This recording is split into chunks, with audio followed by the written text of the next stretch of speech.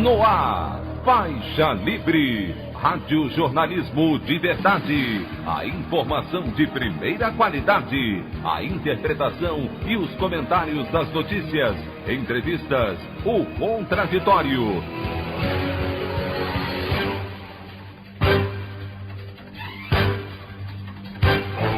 Tudo para aproximar você cada vez mais da realidade do Brasil e do mundo. Apresentação: Anderson Gomes. Levantamento aponta que a maioria dos candidatos apoiados pelo presidente Jair Bolsonaro nas eleições municipais foi derrotada. Entre os prefeitos, 9 dos 13 candidatos já deixaram a disputa em primeiro turno. Democratas e progressistas são partidos que mais conquistam eleitores e cargos no país. PSDB e MDB puxam a fila dos derrotados no primeiro turno. No campo progressista, PT perde mais de 30% das prefeituras, enquanto o PSOL avança. O laboratório estadunidense Moderna anuncia que sua vacina contra a Covid-19 tem quase 95% de eficácia contra a doença em sua terceira fase de testes. Essas e outras notícias na edição desta terça-feira, 17 de novembro do ano de 2020, do programa Faixa Livre.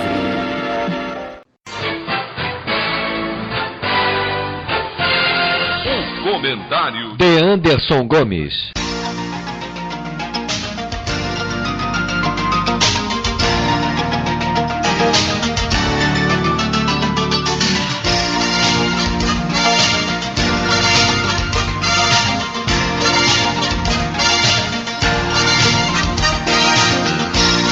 Bom dia, ouvintes. Ainda a respeito do resultado do primeiro turno das eleições do último domingo, que aqui no Rio de Janeiro foi uma tragédia no que diz respeito à escolha do novo prefeito, mas trouxe esperanças na formação da próxima legislatura na Câmara dos Vereadores, em São Paulo a situação foi bem diferente, com um resultado expressivo que levou Guilherme Boulos, do PSOL, ao segundo turno. A respeito disso, eu farei a leitura de uma ótima análise escrita pelo jornalista Milton Temer, nosso amigo aqui no Faixa Livre. O texto de Milton tem o título de Boulos, a vitória que pode estar marcando uma mudança de rumo na política brasileira.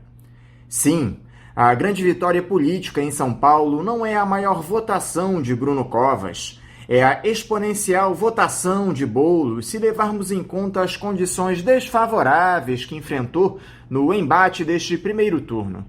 17 segundos na TV, para além de cancelamento de debates em TVs abertas e a disputa com nomes e partidos expressivos como França, do PSB, e Tato, do NeoPT, sobre um mesmo segmento de eleitorado. Boulos bateu as máquinas federal, que estava com Russomano, e as estadual e municipal, trabalhando ostensivamente para Covas. Por isso é fundamental compreender que, longe de estar fora de moda ou superada por defender valores da esquerda do século XIX, é com a radicalidade denunciada por Covas em seu discurso na Globo News que a esquerda combativa se afirma novamente como alternativa ansiada por parte expressiva da sociedade civil. O triste neste cenário ficou por conta da não participação de Freixo no Rio de Janeiro. Saiu da disputa por se prender a uma lógica que Boulos nunca se preocupou a aplicar em São Paulo. Estivessem os dois na batalha, a sinergia reforçaria ainda mais cada uma das campanhas, propiciando a formação de mais expressivas ainda bancadas de vereadores. Boulos não cogitou de condicionar sua candidatura à pré-formação de uma ampla frente em coligações que a própria legislação eleitoral, com a justa proibição de estendê-las às proporcionais, tornava irrealizáveis. Enquanto Freixo saía da rinha por, segundo alega, não ter condições de construir uma frente ampla de apoio, Boulos não hesitou nem perdeu tempo. Recebeu o apoio do PCB e da UP, que nada lhe acrescentavam em tempo de televisão, mas muito acrescentavam em simbologia política com a composição de uma frente de esquerda, e foi à luta. Construiu na prática uma frente que, na prática, por fora das cúpulas, terminou por estabelecer diretamente na sociedade. Uma frente que começou a se consolidar a partir das mobilizações promovidas pelo PSOL e o MTST, na aliança com setores politizados das torcidas de futebol, sob a liderança de Boulos. Mobilizações que lograram banir das ruas as manifestações bolsonaristas na campanha, em que defendiam a restauração da ditadura empresarial militar que nos alvejou por mais de 2 décadas. A partir de agora, somos todos Boulos e Erundina. Vamos transformar a campanha de São Paulo numa campanha nacional de mobilização e organização das forças de esquerda para o grande embate, que já se inicia agora pela defenestração dessa tropa miliciana que ora nos impõe um dos mais reacionários momentos da vida política e social. O tempo deles vai acabar. Luta que segue. A opinião do Faixa Livre. Bandeirantes, 1360. Estamos apresentando Faixa Livre. Voltamos a apresentar Faixa Livre.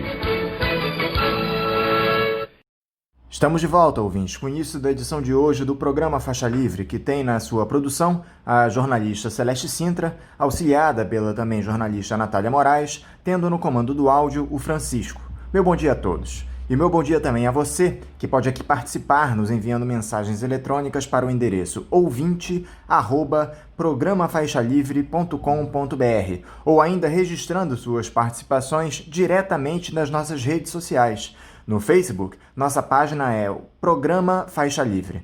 No Twitter e no Instagram, para deixar o seu recado, basta seguir os perfis @PGMFaixaLivre.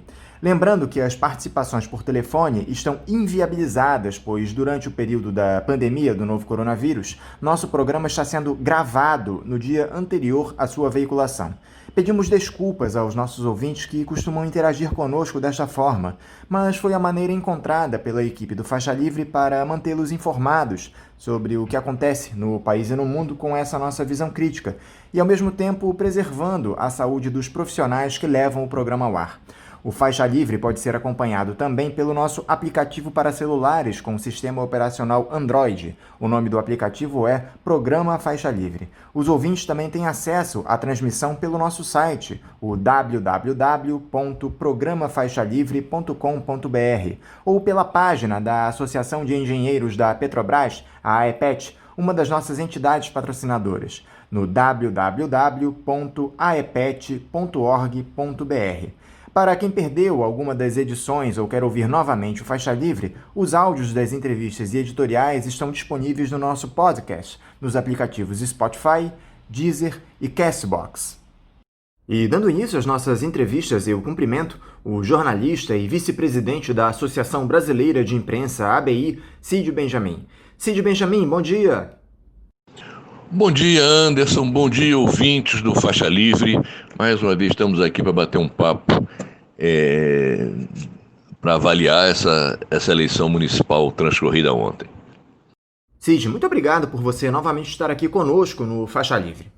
Cid, nós tivemos no último domingo o primeiro turno das eleições municipais em um pleito bem diferente dos últimos, com a influência dessa pandemia de Covid-19 que impediu grandes aglomerações, aquele corpo a corpo na exposição das propostas dos candidatos que todos nós estávamos acostumados.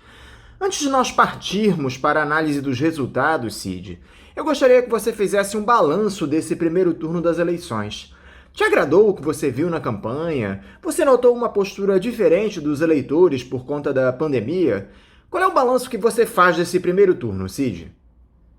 Anderson, as circunstâncias que cercaram essa eleição necessariamente fariam dela uma eleição diferente, como fizeram. Uma eleição que você não pôde ter comícios, que fez pouquíssimas reuniões presenciais e que o próprio corpo a corpo, as panfletagens, ficaram muito prejudicadas pela pandemia. Então foi uma eleição inteiramente diferente, de fato. E era natural que fosse assim, não havia outra forma. A alternativa seria não se fazer eleição, que seria uma coisa muito pior. Agora, o fato é que essa experiência mostrou um potencial de contato político não presencial que já existia, mas não era tão explorado. Eu penso que vai ficar como experiência dessa eleição todo um campo de trabalho aí, e até de reuniões virtuais e de propaganda virtual também, que já estava sendo utilizado. Em particular, o pessoal do Bolsonaro usava muito a internet e o WhatsApp para mandar fake news, etc. Mas agora é diferente. Nessa eleição não é que tenha deixado de haver fake news, mas a boa parte das reuniões e do trabalho político foi feito pela internet, e mostrando um potencial interessante, inclusive, porque o fato das pessoas não terem que sair de casa é ruim, porque você restringe o contato direto físico, olho no olho, mas permite um número até maior de reuniões, entende? De forma que essa experiência vai ficar. Numa próxima eleição sem pandemia, claro que vamos ter comícios, vamos ter manifestações na rua, vamos ter panfletários, vamos ter essa coisa toda. Agora, algo do que veio e que foi utilizado nesta campanha vai ficar abrindo um leque mais diversificado do trabalho de propaganda. Você acha, Cid, que essa nova forma de se fazer campanha, com as ações focadas no ambiente virtual, com a interação pela internet através de lives, redes sociais, aplicativos de troca de mensagens, veio para substituir aquele formato de comícios, distribuição de santinhos, grandes carreatas? Isso pode acabar ficando como uma das heranças da pandemia na nossa política, um novo jeito de se fazer campanha, Cid? Olha, essa nova forma de fazer campanha, focada no ambiente virtual, ela veio para ficar, claro. Ela já estava vindo. Mesmo a eleição do Bolsonaro, o peso das redes sociais foi muito grande, entende? Nesta foi muito maior ainda, pelas dificuldades que se tinha da propaganda presencial.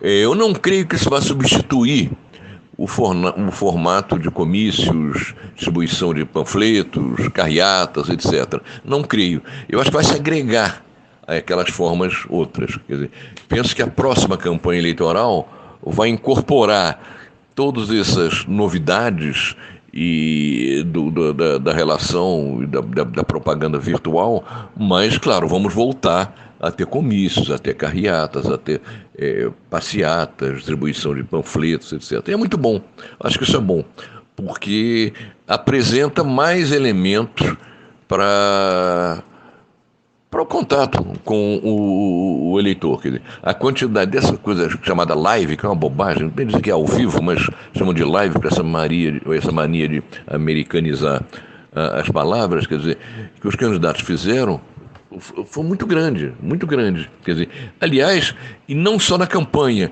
com a pandemia, muitas organizações, instituições, partidos foram obrigados a se voltar para essas atividades virtuais, entende? E mostrando um novo potencial, que já existia, mas não era tão explorado. Eu penso que no futuro essa experiência vai deixar marcas e ela vai ser enriquecida com a possibilidade de se voltar a fazer panfletagem, comícios, distribuição de panfletos, carreatas, etc. Falando agora mais especificamente sobre os resultados das urnas, Cid, você gostou da decisão dos eleitores nas principais capitais de uma forma geral? Primeiro, essa análise mais global, Cid. Algo te surpreendeu nessa apuração em algum estado? Está tudo dentro das expectativas? Anderson, falando em geral, eu creio que o Bolsonaro foi derrotado nessa eleição. Foi derrotado porque, bom, em São Paulo ele ficou fora do segundo turno, no Rio ele ficou no segundo turno através do Crivella, mas com um candidato que ele mesmo não apostou muito, sabendo que o Crivella estava muito queimado, e nos grandes centros o Bolsonaro não apareceu como um eleitor importante. Pior ainda, os candidatos com que ele se identificou foram muito mal, muito mal. Os candidatos a prefeito. Claro que ele teve, o filho dele continuou tendo uma votação boa, embora não tenha sido mais votado dessa vez. Agora, a ex-mulher dele, Rogéria Bolsonaro, que era candidata no Rio de Janeiro, teve uma votação pífia, não se elegeu. O próprio filho dele, que se elegeu vereador no Rio de Janeiro, já não foi o mais votado. Não só caiu a votação dele, como ele foi menos votado do que o Tarcísio Mota, que é vereador, candidato a vereador pelo PSOL, que se elegeu. De forma que, em termos gerais, embora não se possa dizer que a esquerda foi vencedora da eleição, quer dizer, o resultado, no cômputo geral, ainda mais para o conservadorismo, quer dizer, aquela direita raivosa, fascista, nazista, ela perdeu muito espaço. Aquela onda bolsonarista que elegeu figuras desconhecidas da população, inclusive, e de extremíssima direita, como o caso do Witzel, o Breve, o cara que ia dar tiro na cabecinha e hoje está já afastado do cargo de governador do Rio. Quer dizer, então foi uma fornada de gente de extrema direita que surfou naquela onda bolsonarista. Isso acabou. O próprio clima nas ruas era diferente ontem. Você não teve, como em 2018, aquelas pessoas usando a camisa da seleção para mostrar que são bolsonaristas, e não teve esse clima, e os candidatos marcadamente bolsonaristas não se deram bem. Alguns, inclusive, muito diretamente marcados, se deram muito mal.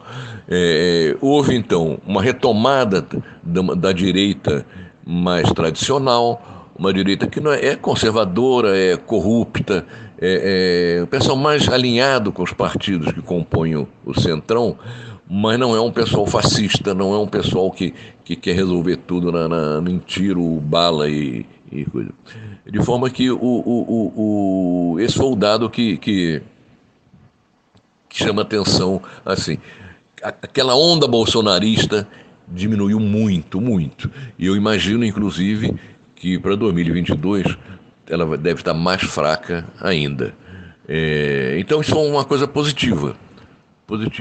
E é preciso também ver, quando a gente avalia o resultado geral dessa eleição, não é insuficiente fazer o que fizeram alguns analistas ontem na televisão, logo que souberam dos resultados, começar a contabilizar vitórias de A, B ou C. Tem tantas prefeituras, tantos... Olha, o fato do Boulos ter chegado no segundo turno em São Paulo com chances de ganhar a eleição, mesmo que não ganhe, mas o fato de ele ter chegado nessa arrancada final, isso é o fato mais marcante desta eleição. Recoloca, de certa maneira, a esquerda no jogo e recoloca um personagem que não é aquela esquerda estigmatizada, desgastada e tal. O resultado do Boulos, mesmo que ele não vença a eleição, não tira essa diferença em relação ao Bruno Covas, quer dizer, recoloca o PSOL e o próprio Boulos um personagem de primeira linha no cenário político brasileiro. E se você me perguntar o que houve de mais significativo, mais relevante nessa eleição, eu diria o resultado em São Paulo. A maior cidade do país, a mais importante, entende? E já foi governado pela esquerda algumas vezes, pelo PT, e a esquerda estava muito por baixo, como teve no resto do país, em 2018, é uma coisa importante esse resultado. A lamentar a desistência do Freixo, do Marcelo Freixo, no Rio de Janeiro, que não quis concorrer e certamente ele estaria no segundo turno também. Eu não daria para se prever que ele iria vencer ou não, mas ele tiraria o Crivella do segundo turno, com certeza, e ia para o segundo turno junto com o Eduardo Paes, num clima que é um clima mais seria muito interessante, porque ia juntar Rio e São Paulo no movimento de dar um pé na bunda do Bolsonaro e disputar candidaturas de esquerda com candidaturas de uma direita mais civilizada, não fascista. De forma que isso aí é algo que foi mais relevante. Pena, como eu disse, que o Marcelo Freixo não tenha topado disputar no Rio de Janeiro. Nós podemos dizer que houve um revés dessa retórica conservadora que estava colocada no nosso país, Cid. Eu tive a impressão de que os eleitores apostaram naqueles políticos mais tarimbados, administradores com mais experiência, deixando de lado aqueles outsiders que ganharam espaço em pleitos anteriores. Você compartilha dessa leitura, Cid? Não, acho que é um exagero dizer que é um revés da retórica conservadora. Isso não corresponde à verdade. Houve um revés da retórica do discurso fascista, de extrema-direita, desse governo miliciano fascista do Bolsonaro. Agora, não dá para dizer, por exemplo, que o Bruno Covas ou o Eduardo Paes sejam fascistas. Seria um erro, seria um exagero, uma injustiça. Eles são conservadores, eles pensam só nos interesses dos ricos, eles são de direita, mas são de uma direita que não é fascista. De maneira que o fascismo perde espaço nessa eleição, isso é indubitável. Entende? O Bolsonaro disse, não, na próxima vez vai mudar, eu vou voltar mais. Vamos ver. A impressão que eu tenho é que começou um movimento de descenso do bolsonarismo. Entende? Que essa eleição já mostra e espero que se confirme daqui a 2 anos na eleição presidencial. Nós podemos caracterizar essa eleição como a do voto útil, Cid. Eu vi muita gente dizendo que votaria em determinado candidato para evitar que outro tivesse sucesso nas urnas. Também te pareceu dessa forma? E isso é algo que deve se manter nos próximos pleitos? O eleitor acabar abrindo mão daquele projeto que mais o agrada para evitar uma figura que ele rejeita? Olha, o voto útil, ele existe há muito tempo e não vai deixar de existir. E independe da propaganda de tal ou qual candidato. O próprio eleitor faz esse raciocínio. Eu vou votar em fulano ou em Beltrano, mas fulano não tem chance. Beltrano nem é tão bom quanto fulano, mas ele pode se fortalecer e evitar a vitória do pior candidato, etc. No caso do Rio foi muito clara essa história. Quer dizer, como o PSOL lançou uma candidata fraca, embora uma pessoa merece todo respeito, mas como candidata, eleitoralmente ela não era uma candidata competitiva, entende? Começou a ser disputado pela Benedita da Silva, do PT, e por Marta Rocha, do PDT. Esse voto seria um voto progressista. Num eleitorado que oscilava entre votar em uma ou em outra, a partir das maiores chances de uma e de outra. Nesse sentido, os institutos de pesquisa têm que ser chamados à responsabilidade. Quer dizer, não é razoável o que aconteceu no Rio em relação a essa coisa, a disputa Marta e Benedita, que no final chegaram tendo praticamente a mesma votação, mas não foi isso que as pesquisas retratavam uma semana antes. Parecia que só quem tinha a chance de chegar ao segundo turno e com isso tirar o Crivella do segundo turno era a Marta, e não foi isso que aconteceu. Não sei se foi um erro do Ibope em particular ou se tem mais alguma coisa por baixo dessa história. O fato é que a Marta Rocha, ela poderia ter um resultado muito melhor, do meu ponto de vista, se não fosse tão conservadora. A Benedita é uma candidata, enfim, teve um desempenho razoável, mas carregava todo o desgaste do PT no Rio de Janeiro. O PT no Rio de Janeiro, ele deu palanque para todo esse pessoal que está preso em Bangu, entende? Cabral e companhia, e se queimou muito nesse sentido. Entende? Tanto que as eleições anteriores a essa, os resultados do PT foram ainda piores do que nesta eleição. A Marta Rocha ela poderia buscar esse voto progressista, dado que a candidatura do PSOL não atraía esses eleitores. Mas a Marta fez uma campanha muito de direita, muito de direita. Para começar, ela engavetou o símbolo do partido, aquela rosa bonita do PDT, do tempo do Brizola, e colocou como símbolo um escudo, um distintivo de policial. Depois essa palavra, chame a delegada, isso é coisa da direita. Nada, nenhum preconceito contra policiais, mas ela não estava disputando a eleição como policial, como delegada. Ela estava disputando a eleição como uma candidata de um partido com uma trajetória progressista. Entende? E ela enfim, fez uma campanha muito conservadora, muito de direita. E com isso, eu conheço algumas pessoas que deixaram de votar na Marta porque não queriam essa coisa de chama delegada. Que história é essa? Quer dizer, aquele símbolo do distintivo de polícia lá. Entende? E a Marta, já como deputada, ela é deputada estadual, ela se move de forma muito conservadora. Ela é muito conservadora no plano dos costumes, cada vez que tem um troço desse para entrar em votação. Ela vota com a direita, ela nunca votou contra a bancada da bala, então não era uma candidata que fosse efetivamente agradar e atrair o eleitorado de esquerda. E a Benedita tinha como tem, limitações sérias para subir muito, quer dizer, um desgaste muito grande, essa coisa da ligação dela com a igreja evangélica. Ela votou a favor de perdão de dívidas de impostos de igreja evangélica, quer dizer, uma coisa.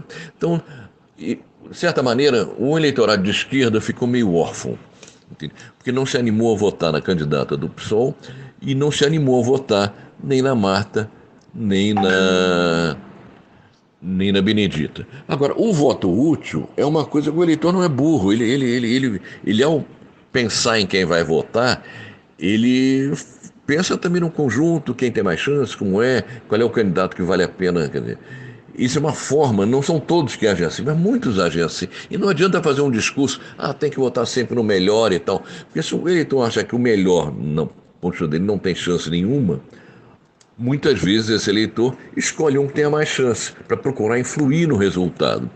Então, eu adoraria que o Crivella não estivesse no segundo turno. Seria mais uma cacetada no Bolsonaro. Agora, eu compreendo que ele tenha chegado, porque não houve um candidato progressista em condições de disputar com ele. Quer dizer, a Benedita, pelo desgaste do PT, aquela coisa toda, a herança dos tempos do Cabral, quando o PT ficou a reboque do Cabral, entende? E a Marta, porque fez uma campanha conservadora, de direita. Então também não atraiu aquela ideia certamente os marqueteiros da Marta devem ter tido, que ela poderia direitizar o discurso, porque não haveria alternativa para a esquerda, dada a fragilidade da candidatura do PSOL e a resistência à candidatura da Benedita. Quer dizer, isso não se mostrou razoável, esse raciocínio, porque as pessoas não se animaram a votar na Marta. Alguém que chama a delegada, que esconde o nome do partido, retira da propaganda o símbolo do partido e bota um distintivo de delegada de polícia. E, francamente, isso aí, eu conheço algumas pessoas que não se animaram a votar nela por isso, e teriam votado em outras circunstâncias. Algo que me impressionou, Cid, foi o índice de abstenções. No Brasil, ele subiu de 20,33% em 2018 para 23,41% nessa eleição, em uma escalada que já vem de eleições anteriores. Aqui no Rio, as abstenções passaram dos 32%, um recorde histórico. Evidente que nós tivemos o advento da pandemia como complicador, mas você acha que esse foi o único motivo para esse número elevadíssimo de eleitores que não votaram, Cid? O que esse número representa, na sua opinião? O grau de abstenções, de certa maneira, vem crescendo no Brasil.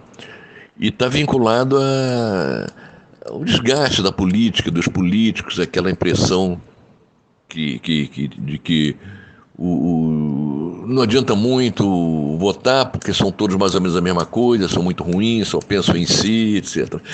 É um tipo de raciocínio no qual surfou o Bolsonaro, com a coisa o discurso contra a política, contra os políticos. Ele surfou nessa história e ele, que sempre foi político, passou por mais de 20 partidos na vida e sempre fez a baixa política.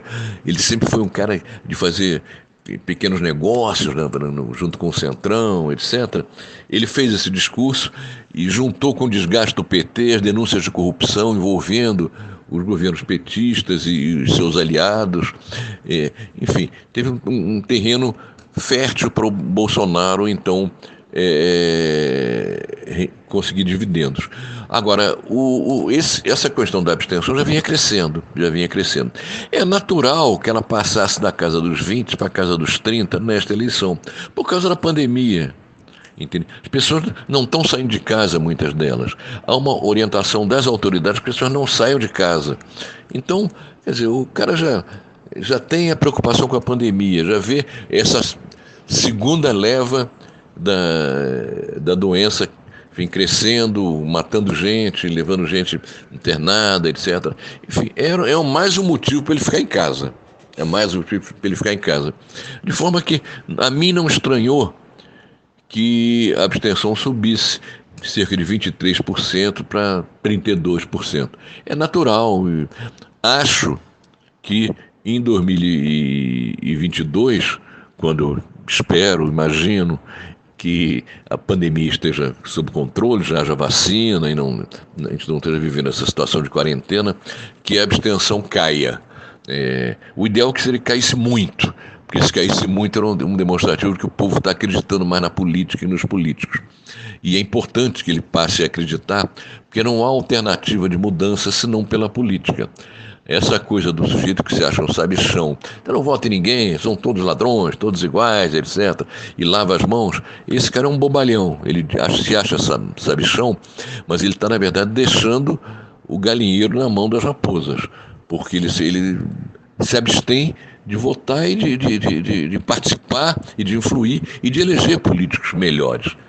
Esse é o melhor dos mundos para os políticos safados, quando as pessoas não se sentem representadas, lavam as mãos e deixam, então, a coisa ao Deus dará. De forma que eu espero que a abstenção caia na próxima eleição, não só pelo fim da pandemia, como também eu espero que haja maior interesse na participação política e no enfrentamento dos problemas pelo viés da política. Aqui no Rio de Janeiro, Cid, teremos um segundo turno com Eduardo Paes e Marcelo Crivella. A Marta Rocha e a Benedita da Silva acabaram praticamente empatadas, com mais de 10 pontos percentuais atrás do atual prefeito. Como é que você classifica esse resultado, Cid? O que é que você espera desse segundo turno aqui na capital fluminense? Olha, o segundo do turno aqui no Rio de Janeiro é de lascar, né? Dá vontade de rezar para votar em São Paulo, porque lá a eleição é mais interessante. Aqui nós temos Eduardo Paes, que é um cara que sempre foi do esquema do político do Cabral. Basta lembrar que aquela farra dos guardanapos lá em Paris, que deu origem àquelas fotos ridículas do Cabral e os secretários dele com guardanapo na cabeça. Então, o Eduardo Paes estava naquele trem da alegria. Ele não apareceu nas fotos, mas ele estava naquela viagem lá e tal. Ele sempre foi do esquema do Cabral, surgiu como um afilhado do Cabral. Ele talvez tenha sido mais esperto. O fato é que ele está, embora com os bens indisponíveis, ele está em liberdade, não está morando no presídio. E o Crivella é o que há de pior. O Crivella é o que há de pior porque ele junta o reacionarismo com a utilização de forma picareta da religião e da fé das pessoas. Entende? É um cara que aparelhou a prefeitura o quanto pôde para a sua religião, para seus interesses políticos, e se mescla religião e política. Eu não sou religioso, tenho maior respeito por muitas pessoas sinceramente religiosas. Não tenho qualquer respeito por gente que usa a religião para levar vantagem pessoal, para amealhar dinheiro. Esses pastores aí tão ricos, todos eles, explorando a fé alheia. De maneira que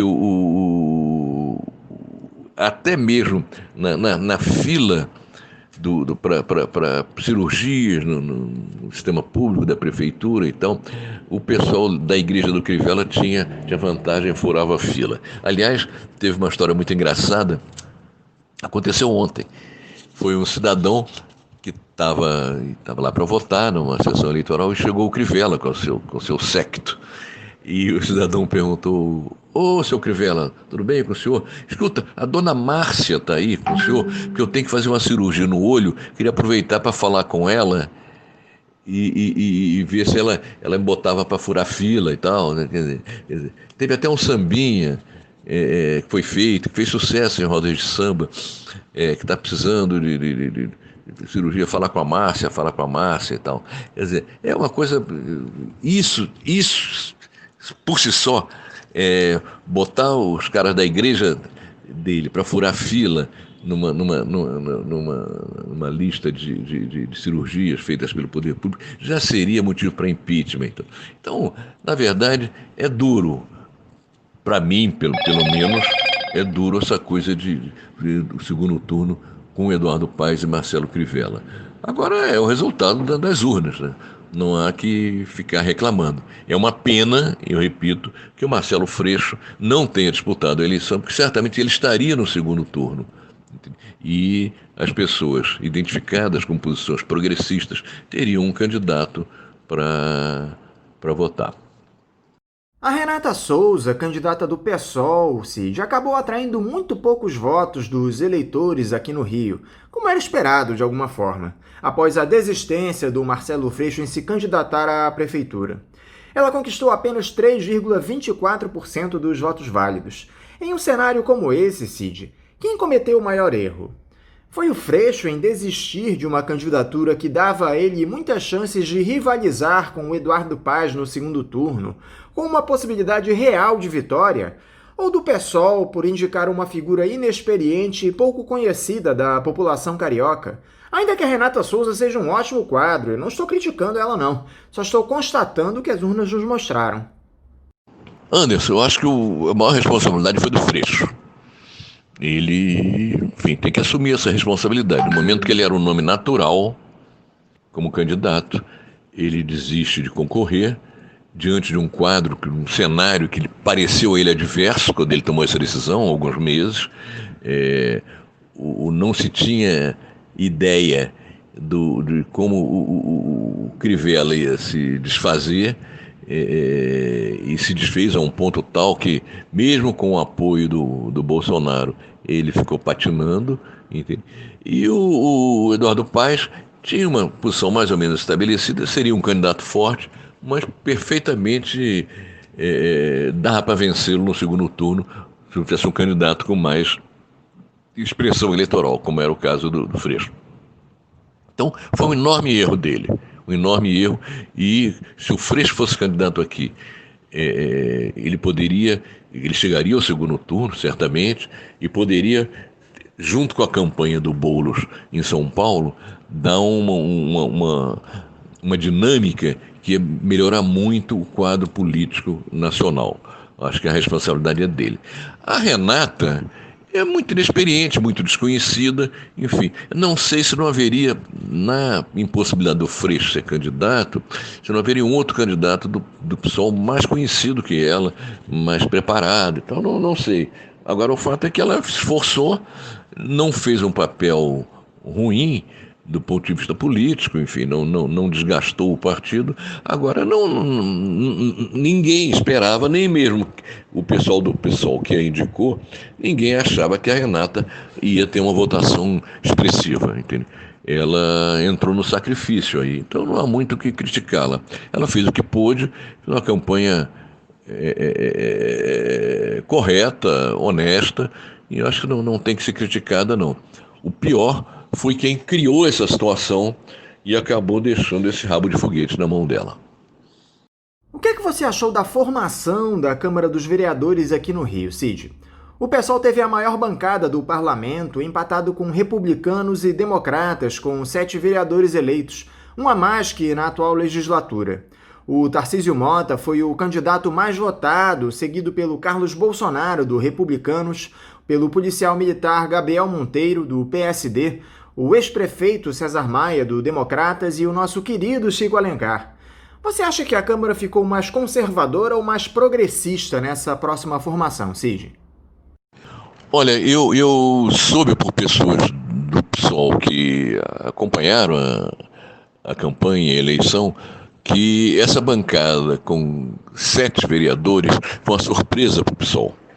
Ele tinha 6 e achava que ficaria com 5, talvez pudesse ficar só com 4. Entende? No entanto, cresceu, teve um a mais. Quer dizer, isso é fruto já da qualidade de alguns candidatos a vereador, mas também já de uma mudança na situação política. Entende? O Tarcísio Mota foi o candidato mais votado, passou inclusive, teve à frente do Carluxo, filho do Bolsonaro. A volta do Chico Alencar vai ajudar a qualificar a Câmara de Vereadores. Do ponto de vista do conjunto da Câmara, se ela está mais progressista ou mais conservadora, eu não tenho essa avaliação, Anderson, pelo menos por enquanto, não poderia te dizer. Agora, me parece, a partir do que eu vi ontem e hoje, é que você vai ter uma quantidade de vereadores progressistas maior e alguns vereadores progressistas com experiência política. Entende? Quer dizer, o Chico Alencar já foi deputado estadual, deputado federal, já foi vereador também, vai ajudar muito.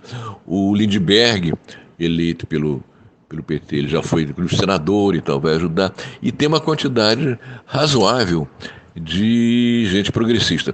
Dificilmente será a maioria, mas eu acho que, pelo menos, o bloco progressista vai ser melhor e mais qualificado do que o atual.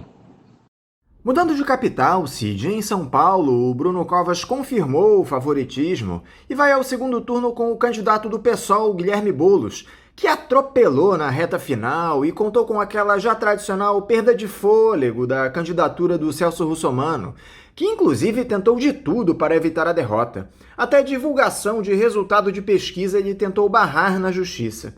O Boulos teve uma votação bastante expressiva, 20,24% dos votos válidos. Te chamou a atenção esse resultado em São Paulo, Cid? Anderson, como eu já tinha dito, o resultado em São Paulo é o que há de mais expressivo nesse primeiro turno agora.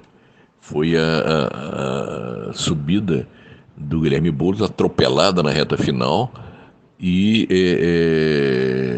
num processo que empolgou a capital paulista. Quer dizer, agora, embora seja pouco tempo, de 15 dias, 2 semanas para a eleição, o fato é que o Boulos está em viés de alta e pode ameaçar o Bruno Covas. Não é fácil virar o jogo e ter uma diferença razoável.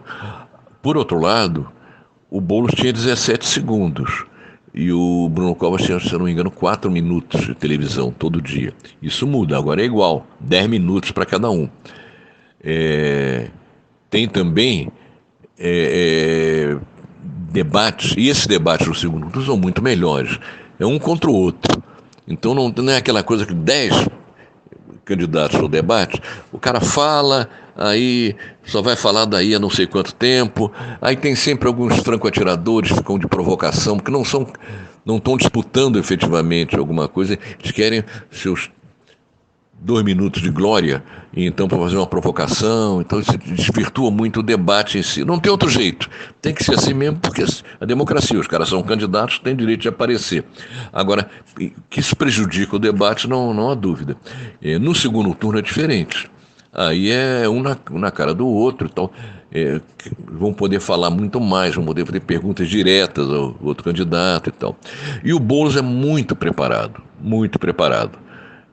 Embora o Bruno Covas não seja idiota, embora ele tenha experiência no executivo, como prefeito, a impressão que eu tenho é que o Boulos deve vencer a maior parte dos debates.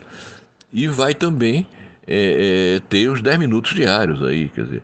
E o Boulos fez, apesar do pouco tempo, fez no primeiro turno uma campanha na televisão muito competente, tanto na televisão como nas redes sociais, de maneira que não dá para cravar o resultado, não. De qualquer maneira, mesmo que o Bruno Covas consiga pensei continuar na prefeitura, eu acho que esta eleição e o resultado do primeiro turno e o que vem aí no segundo turno já muda o perfil da cidade de São Paulo para os próximos anos. E claro que influi de forma decisiva no país. É interessante ver também que o Bolsonaro, nas duas principais cidades do país, em São Paulo, eu acredito que ele não vai ter nem candidato, porque o Bruno Covas não quer o apoio dele, seria o cara mais próximo ao Bolsonaro, mas ele não dá para dizer que o Bruno Covas seja bolsonarista, seria uma injustiça, e não quer o apoio. E no Rio de Janeiro, o próprio Bolsonaro, que já deu apoio ao Crivella, não sei se ele vai se jogar no segundo turno, porque o Crivella arrisca perder, então fica mais uma derrota na conta do Bolsonaro. Mas enfim, eles que são brancos que se entendam. E quais são as suas expectativas para essa disputa entre o Covas e o Bolo, Cid? Você enxerga alguma possibilidade de vitória para o candidato do PSOL? Você acredita que a esquerda vai se unir em torno dele para que volte a comandar a principal cidade do nosso país, dando fim a essa hegemonia dos tucanos lá em São Paulo, Cid? Anderson, de certa maneira eu já respondi essa pergunta na anterior. Há possibilidade de vitória para o candidato do PSOL, sim. Não diria que ele é o favorito, mas acho que ele pelo pique, pela arrancada final no primeiro turno, ele tem chances de criar uma onda e vencer essa eleição. E não tenho dúvida que não só a esquerda, mas os eleitores progressistas vão apoiá-lo. O Tato, que era o candidato do PT, ontem mesmo de noite já declarou apoio. O Suplicy também, que foi o vereador mais votado. Enfim, ele tende a aglutinar em torno da sua candidatura no segundo turno o que há de progressista em São Paulo. E o segmento de direita, reacionário, vai votar no Covas. Vamos ver. Vai ser uma coisa, enfim, interessante essa disputa, muito mais animada do que a do Rio, com certeza. Tá? Cid Benjamin, muito obrigado mais uma vez por essa entrevista para nós aqui no Faixa Livre. Eu quero te desejar um ótimo dia de trabalho e um forte abraço.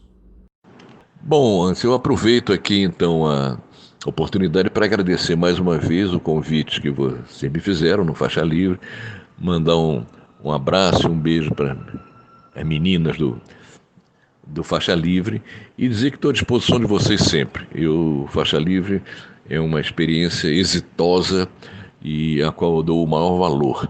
E o que eu puder fazer para ajudar o Faixa Livre, contem comigo. Um forte abraço para vocês e para os ouvintes. Até a próxima. Conversamos aqui com o jornalista e vice-presidente da Associação Brasileira de Imprensa, ABI, Cid Benjamin. Vamos agora ao nosso primeiro intervalo. Voltaremos daqui a pouquinho. Voltamos a apresentar Faixa Livre. Já voltamos, ouvintes, e agora eu saúdo o professor de História da Universidade Federal do Rio de Janeiro e vereador eleito pelo PSOL aqui do Rio de Janeiro, Chico Alencar. Chico Alencar, bom dia! Bom dia a todas as ouvintes e ouvintes do Faixa Livre. É um prazer retornar aqui a esse microfone, a essa audiência tão generosa, cidadã, combativa, antenada, já na condição de vereador eleito da cidade do Rio de Janeiro, da nossa muito heróica e leal cidade de São Sebastião, do Rio de Janeiro, tão maltratada, tão descuidada, tão controlada aqui e ali por poderes espúrios e que há de se livrar desse tempo sombrio com a nossa participação. O Faixa Livre ajuda muito nessa direção. Muito obrigado, Chico, por novamente você dialogar conosco aqui no Faixa Livre. Chico, primeiro, é claro, eu gostaria de te parabenizar pela eleição para o cargo de vereador aqui no Rio de Janeiro no último domingo, com uma votação muito expressiva, 49.422 votos, o quinto mais votado, em uma campanha belíssima. Além de te parabenizar, Chico, e antes de entrar nos aspectos mais voltados à política institucional, eu gostaria que você dissesse aqui para os nossos ouvintes o que mais te marcou nessa campanha, um pouco diferente da que todos nós estávamos acostumados, em meio a uma pandemia, com a necessidade de afastamento social. Se não deu para sentir o calor humano de maneira mais intensa, Chico, o que é que mexeu com você nesse 1 mês e meio de campanha? E te surpreendeu essa quantidade expressiva de votos? Muito obrigado, Anderson, mas de fato essa eleição foi a mais atípica, a mais diferente de que eu participei na minha vida, sendo 11 delas como candidato. Olha, quase sem rua, com muita rede que não alcança a todos e em meio a uma grande indiferença de parte expressiva da população. É curioso que também, ao contrário da eleição de 2018, a gente não viu, por parte dos que não concordam com nossas propostas, nos poucos momentos que fomos às ruas e mesmo nas redes, ataques, ofensas, agressividade. Isso foi residual. Agora, o lugar disso não foi o entusiasmo, não foi a emoção, foi a frieza. A gente vive tempos estranhos. As eleições da pandemia nos deixaram intrigados com o resultado, era uma incerteza absoluta. E, de fato, ter quase 50 mil votos numa eleição que tinha 1.758 candidatos a vereador, foi muito bom, foi muito expressivo, muito significativo. Agora, a gente espera que venha a vacina e a gente volte a ter condições da convivência que a gente está acostumado a ter, até porque nós da esquerda fazemos a política não apenas da representação, mas também da apresentação, do estímulo à organização da população, do olho no olho, das comunidades organizadas, das demandas de ruas, praças, bairros da cidade, vocalizadas diretamente pela população. Então vamos ver se a gente supera essa quadra estranha da nossa história. Mas, de qualquer maneira, a nossa eleição, como da bancada do PSOL de 7 vereadores na cidade do Rio, foi um sopro contra a cultura do ódio, o neofascismo, a escalada ultraconservadora e ultraneoliberal. Por outro lado, o que mais te incomodou nesse formato excepcional de campanha, Chico? Do que mais você sentiu falta? Foi desse contato pessoal com os eleitores? Foi de ter uma maior possibilidade de expor suas ideias na urbe, escutar os dramas da população? Foi difícil se adaptar a essa nova modalidade de campanha, Chico? Eu senti falta do que a gente sempre fez tradicionalmente, os chamados comícios domésticos, quando no início da campanha ou na pré-campanha as pessoas abrem suas casas para que a gente possa conversar, trocar ideias, olho no olho, com o calor humano presente e uma cervejinha também. Isso sempre fez parte da nossa cultura político-eleitoral.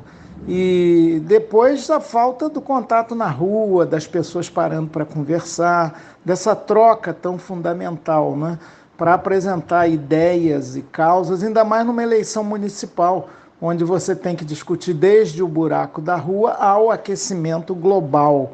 Isso eu senti muita falta e não sei se essa modalidade de campanha vai perdurar. É evidente que tem o aporte das novas tecnologias, é impensável novas campanhas com menos papel e panfleto e mais internet. A lista de Zap, nós conseguimos reunir 1.700 pessoas que tinham contato direto com a nossa campanha pelo WhatsApp, mandando propostas, fazendo indagações. Isso também é rico, né? Mas digo que nada substitui o encontro presencial. Repito, representação, mas apresentação também. E quais são os seus objetivos nesse mandato como vereador, Chico? Você que passou tanto tempo em Brasília como deputado federal, foram 16 anos, não é isso? Em meio a tantos desafios nessa cidade partida, Chico, quais são as pautas prioritárias que você vai defender lá na Câmara Municipal do Rio, no belíssimo Palácio Pedro Ernesto, que eu admiro demais? Anderson, eu tenho que, agora voltando ao parlamento, do qual fiquei afastado 2 anos, foi bom que retornei à minha vida de professor, de educador, de eterno aprendiz, comecei meu doutorado na UFRJ, da qual sou professor concursado desde 1989. Isso foi bom, positivo, fecundo. Agora volto ao parlamento sabendo que a dimensão é outra. Não é aquele nacional, onde estive, como você disse, por 16 anos, mas aqui o local. Saber combinar, pensar globalmente, agir localmente. Nós temos pautas que foram construídas ao longo da campanha em relação a todas as áreas que afetam o município, que são quase todas que têm a ver com o Brasil também: educação, saúde, saneamento básico, cuidado ambiental, lixo, matriz energética, espaços democráticos de cobrança, de participação. Então, a gente quer democratizar os meios de governar e os meios de produzir, mudando também os meios de produzir, distribuir e consumir, para que a gente não continue nessa escalada que é muito destrutiva para o próprio planeta. Essas são as ideias mais gerais, mas eu quero também, ao construir o mandato, vou te confessar que nem sei qual é a estrutura de gabinete que o vereador tem, nem sei de salários, não me interessei nisso, estou em outra.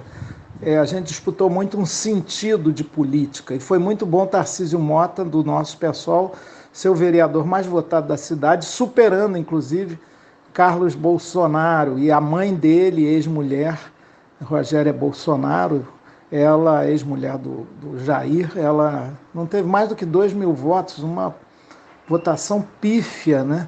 E o PSOL forma, junto com republicanos, nada republicano, e com democratas tão autoritário, a maior bancada da Câmara Municipal do Rio de Janeiro. Isso é muito positivo. E nós também, no meu caso do meu mandato, a gente quer criar uma espécie de departamento de zeladoria. Qualquer problema da cidade, e ela os tem aos montes, um buraco numa rua, uma falta de iluminação numa praça, um lixo que não é coletado, tem que reclamar junto ao nosso mandato, que a gente vai cobrar das autoridades. O vereador não faz obra, mas ele tem um poder de pressão muito maior que o cidadão comum. Então a gente quer trabalhar nisso e, sobretudo, ter muita atenção na votação e efetivação, execução da lei orçamentária anual. Hoje em dia, a disputa de recursos entre o público e os monopólios privados se dá na lei orçamentária. Então, essa é a votação anual mais importante que a gente tem que travar, e eu quero ter uma assessoria muito qualificada para trabalhar nisso. Lá no belo Palácio Pedro Ernesto, que, como você falou, é uma lindezura, né? Aquele conjunto arquitetônico ali na Cinelândia, composto pela Câmara Municipal, pelo próprio prédio do Amarelinho, pelo Teatro Municipal, pelo Museu de Belas Artes e pela Biblioteca Nacional, pela Justiça Federal, é uma coisa lindíssima, né? E a gente tem que fazer política com ética e com estética, com a beleza exterior que a arte e a arquitetura nos permitem e com a beleza interior também, que todo agente público deve ter. A gente pode dizer que a ética é a estética de dentro. Quais são as principais diferenças, Chico, entre o cargo de vereador, que você vai exercer pelo menos nos próximos 4 anos, e o de deputado federal? Essa proximidade com a população e com os problemas da cidade que a vereança oferece facilita ou dificulta o trabalho do político, na sua opinião? Anderson, o vereador tem que ter um olhar muito local. Ele tem que estar atento a tudo que rola na rua, na sua própria vizinhança, no seu bairro, em todos os bairros da cidade, nas 34 regiões administrativas, nas áreas de planejamento urbano, de estruturação urbanística, nas florestas da nossa cidade, nas áreas de preservação ambiental. A gente tem que ser um cuidador da cidade, mas sempre chamando a população a participar. Uma cidade com cidadania ativa, que é a melhor cidade que pode existir. É diferente do deputado federal, que fica primeiro numa vida meio esquizofrênica, vai para Brasília, volta para a sua chamada base, para o seu estado, toda semana, e fica pouco tempo lá, concentrado por 3 dias para votar matérias, sai correndo para o aeroporto, volta na segunda, às vezes na terça, aí para dar quórum demora na terça. É uma vida meio artificial, muito Brasília e pouco Brasil. O vereador não, ele vai para o local, para o imediato. Agora, se ele não pensa grande, ele vira um despachante de demandas locais junto ao prefeito e acaba sendo vinculado a esse prefeito, perdendo o seu papel fundamental de fiscalizador do executivo. Eu entendo que a gente tem que ter muito atenta essa prerrogativa de fiscalizar o executivo, cobrar, denunciar se há roubalheira, ajudar um prefeito honesto a governar, desde que ele, de fato, tenha boas intenções. E a melhor maneira de ajudar, não sendo ele do nosso partido, é ser crítico e propositivo. Isso eu pretendo muito fazer.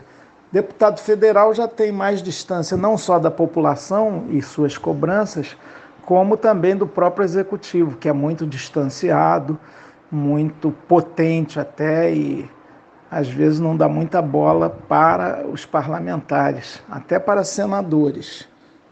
E como romper toda essa onda de conservadorismo e também de violência que acabou se impondo lá na Câmara dos Vereadores, Chico?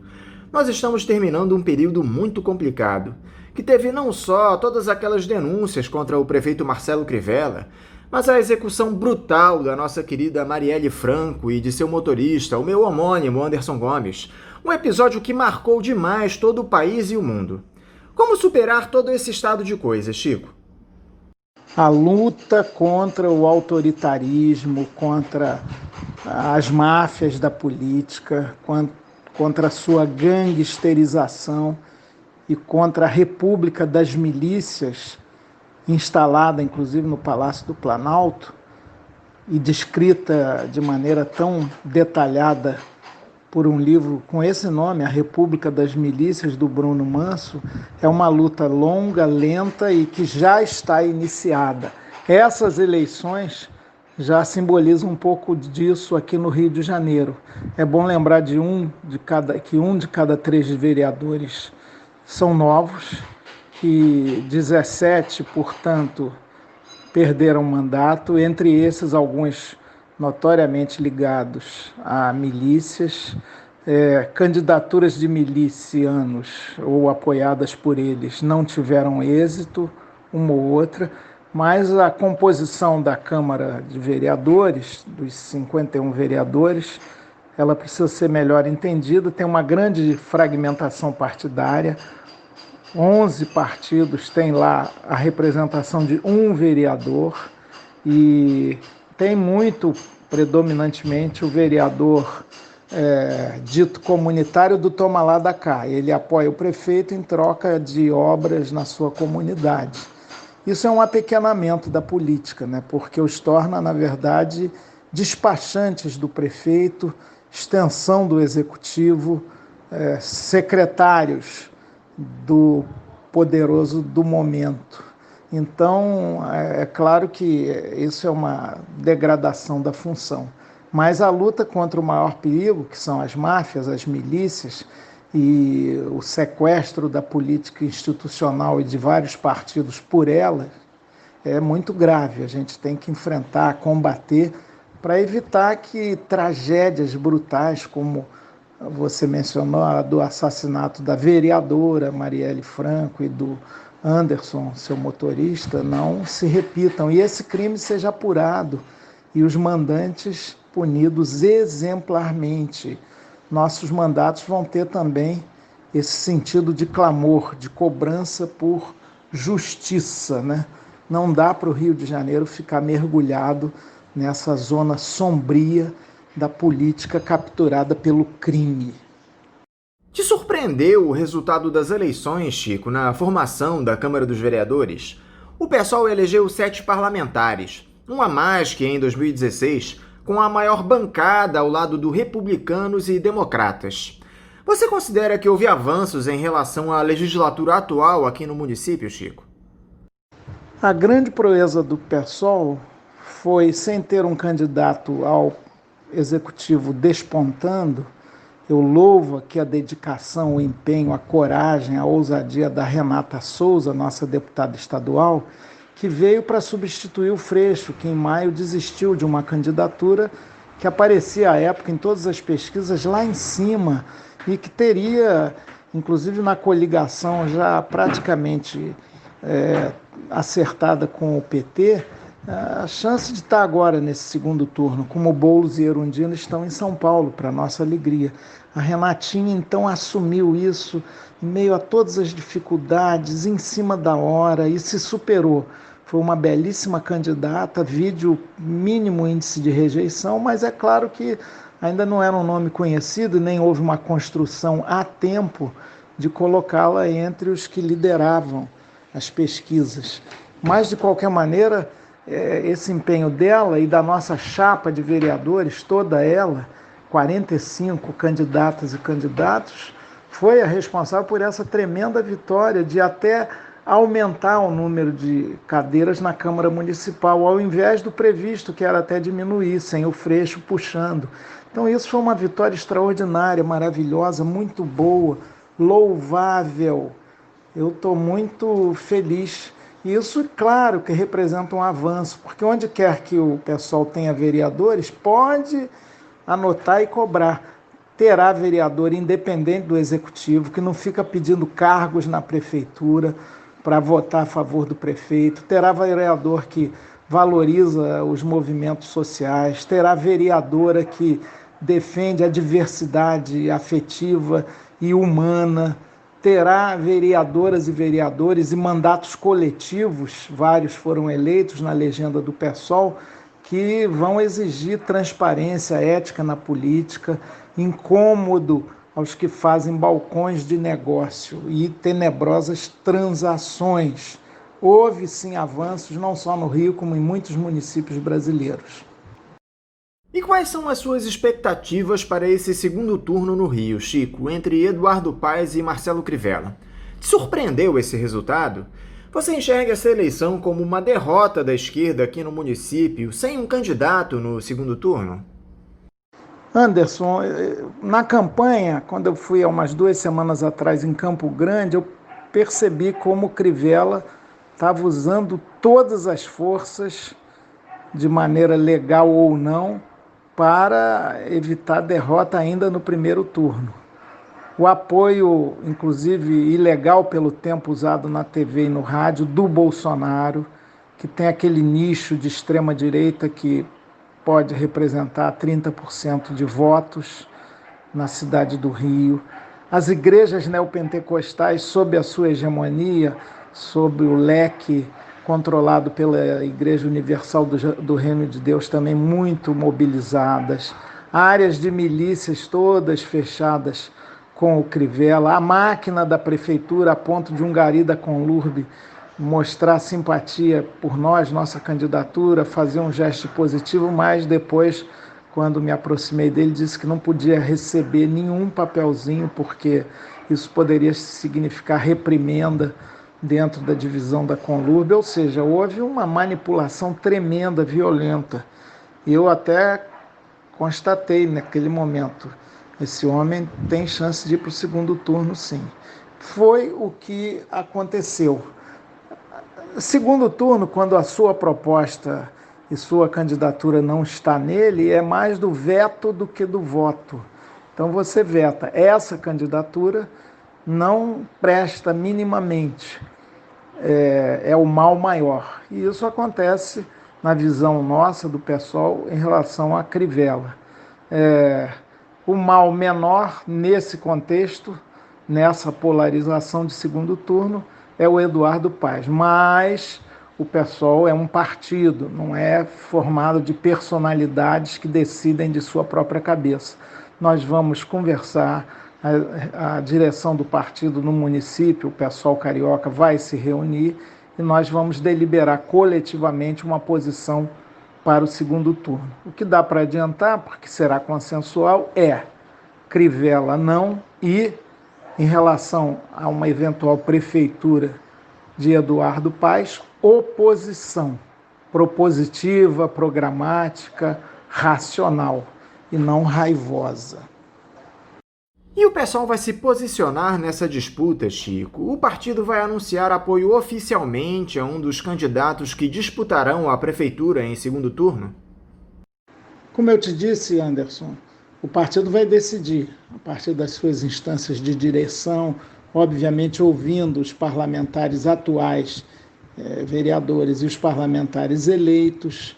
Agora, acho muito difícil a gente fazer um apoio a uma candidatura que não seja um apoio crítico, uma indicação de voto crítico, sem exigir cargos ou mesmo sem querer imposição programática, porque sabemos a linha do Eduardo Paes, por exemplo, que é liberal, que é tolerante, inclusive, com o neofascismo do Bolsonaro, pode até aceitar o apoio dele, que suponho não vai acontecer, porque ele se entregou, Bolsonaro, ao Crivella. Mas é verdade, a esquerda, um polo progressista, não está no segundo turno. Nesse sentido, foi sim uma derrota para nós. Agora, a gente também tem que desfazer um pouco o mito da aliança partidária eleitoral como condição sine qua non para ir ao segundo turno, para polarizar a disputa. Veja São Paulo, tinha a candidatura do PSOL, com Boulos e Erundina, tinha a do PCdoB, Orlando Silva, tinha a do PT, com o Tato, e tinha uma do PDT, representado por um nome que me foge agora. E olha, mesmo com essa superdivisão, uma animou, uma empolgou, uma foi superando, Márcio França, aquele da defesa do consumidor, como é que ele chama lá? O Russomano, foi deputado comigo, vive naquela toada. Aliás, disputa a eleição na prefeitura, começa lá em cima e acaba embaixo, né? Dito cavalo paraguaio, que representa um preconceito, tanto quanto os cavalos nascidos naquele país, quanto ao próprio país. Mas é uma expressão para dizer que não tem sustentabilidade. Mas o Russomano ficou lá para trás, o Márcio França também, e apesar da divisão dos partidos progressistas, nem sei se o PDT é exatamente de esquerda hoje em dia, Boulos e Erundina foram para o segundo turno. Aqui, talvez não tenha havido uma candidatura dessas do campo progressista que empolgasse o suficiente para puxar o voto útil do eleitorado, porque ele sempre acontece independente da posição das direções partidárias. Chico, muita gente criticou a opção do PSOL pela candidatura da deputada estadual Renata Souza para a prefeitura, após a desistência do Marcelo Freixo. Eu vi uma série de pessoas avaliando que o seu nome teria mais força em uma eleição executiva, tão importante para o município do Rio de Janeiro. A Renata, apesar de ser um ótimo quadro, ela não tinha tanta inserção com a população da cidade, ela era pouco conhecida. Chegou-se a cogitar o seu nome, Chico, para uma candidatura à prefeitura lá no partido. Você negou essa possibilidade. E agora, encerrado o primeiro turno, você avalia que houve um erro de estratégia do PSOL ao indicar a Renata Souza para a vaga? O PSOL viveu uma encalacrada a partir de maio, quando o nosso querido Marcelo Freixo desistiu de disputar a eleição. Ele falou à época que o leque de alianças estava muito limitado, só com o PT, que parecia praticamente consolidado, e isso puxaria o PCdoB, eu tenho certeza. Tanto que o PCdoB caminhou com o PT nessa eleição, com o nome da Benedita, dando a vice, a enfermeira Rejane, mas não, o Marcelo também falou que o ideal era ter o PDT e o PSB, que nunca quiseram muita conversa, parece que eles estão agarrados ao projeto Ciro 2022, Essa dificuldade, infelizmente, talvez continue a partir de agora, já com vistas à disputa eleitoral de 2022. Espero que, pelo menos nas lutas sociais, a gente esteja junto, né? De fato, quando o Marcelo desistiu, cogitou-se o nome do Tarcísio, que prontamente rejeitou, fui sondado, sim, também. Aí eu comecei a avaliar, mas rapidamente se conseguiu o nome da Renatinha, mulher, negra, jovem, deputada estadual muito bem votada, com um trabalho admirável em torno da Comissão de Direitos Humanos, e inclusive as mulheres do PSOL se empolgaram muito com essa candidatura. E eu, para contribuir, inclusive, aceitei a candidatura proporcional a vereador, para ajudar na chapa nesse momento difícil, sem um puxador claramente bom de voto na candidatura à prefeitura. E acho que essa missão eu cumpri, né? Tive mais votos do que o coeficiente eleitoral para fazer um vereador, portanto, tudo que foi além disso contribuiu para a nossa legenda de uma maneira geral. Como os votos de todos os candidatos, seja de 500 a 1.000 votos a 80 mil, como maravilhosamente o Tarcísio conseguiu, ou os meus 49.442 votos. Mas não houve erro de estratégia, não. Houve necessidade de mudar, repensar a estratégia em pleno decurso do processo eleitoral, que não é só o período permitido para campanha, é toda a construção, né? Nós passamos de lá para cá a fazer uma espécie de redução de danos, mas acho que nessa dimensão nós conseguimos superar as dificuldades e, de alguma maneira, ser vitoriosos. Agora, em meio a muitas derrotas, as candidaturas que não tiveram êxito ajudaram muito nessa vitória. A nossa vitória é composta também da derrota de vários companheiros e companheiras. Eu faço como Sérgio Vaz, poeta. Eu vi no olhar dos vencidos a vitória, a dignidade plena. Isso aconteceu. Portanto, o pessoal sai dessa eleição maior com a dignidade política preservada, com a chama de uma sociedade igualitária e fraterna crescida. E isso é muito bom, muito positivo. Chico Alencar, muito obrigado por novamente dialogar conosco aqui no Faixa Livre. Eu, mais uma vez, quero te parabenizar por essa eleição para vereador aqui no município do Rio, te desejar um ótimo mandato que começa lá em janeiro de 2021, em nome de toda a equipe do Faixa Livre. Eu quero também te desejar um ótimo dia de trabalho e um forte abraço. Obrigado, Anderson, para todos vocês também. E quero dizer que o mandato pertence não só aos quase 50 mil que o constituíram com seu voto em 15 de novembro, Dia da República, mas também com a participação ativa deles. Eu não quero só delegação para representação, não. Eu quero participação ativa. Nós vamos continuar com as nossas redes sociais. Espero poder estar aqui, inclusive, nesse que, repito sempre, é o programa mais democrático do rádio brasileiro, trazendo as ações do nosso mandato, ouvindo as cobranças da população e lutando aí contra as trevas que atualmente tentam nos levar para o atraso, para o negacionismo, para a morte. Eu quero que o meu mandato, que é nosso, seja uma força de vida, chamando todos a construí-lo. Muito obrigado às ouvintes e os ouvintes do Faixa Livre. Podem ter certeza que tem na Câmara Municipal do Rio, ali na Cinelândia, coração político da cidade, de tanta tradição, de tanta história, um mandato que é de cada um, de cada uma que nos ouve aqui. E de vocês, que bravamente constroem o Faixa Livre. Eu quero ajudar a manter o Faixa Livre vivo, aberto, plural e democrático, no que um mandato parlamentar puder fazer isso. Vamos juntos em frente! Conversamos aqui com o professor de História da Universidade Federal do Rio de Janeiro, a UFRJ, e vereador eleito pelo PSOL, Chico Alencar. Dentro desse processo de transição que vem ocorrendo no programa nos últimos tempos, Os ouvintes que desejam ajudar a manter o Faixa Livre no ar devem passar a fazer as suas contribuições na conta em nome da Associação de Funcionários do BNDES, a AFBNDES, cuja agência é a do Banco Itaú, de número 1964, conta corrente 03004, dígito 1. Repetindo, Banco Itaú, agência 1964, conta corrente 03004, dígito 1.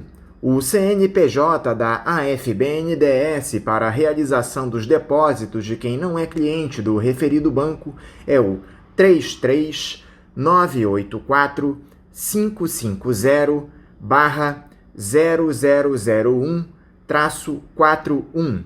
Repetindo, o CNPJ da AFBNDES é o 33984-550-0001-41. Lembrando que todos os recursos depositados nesta conta são destinados exclusivamente ao financiamento dos custos do Faixa Livre.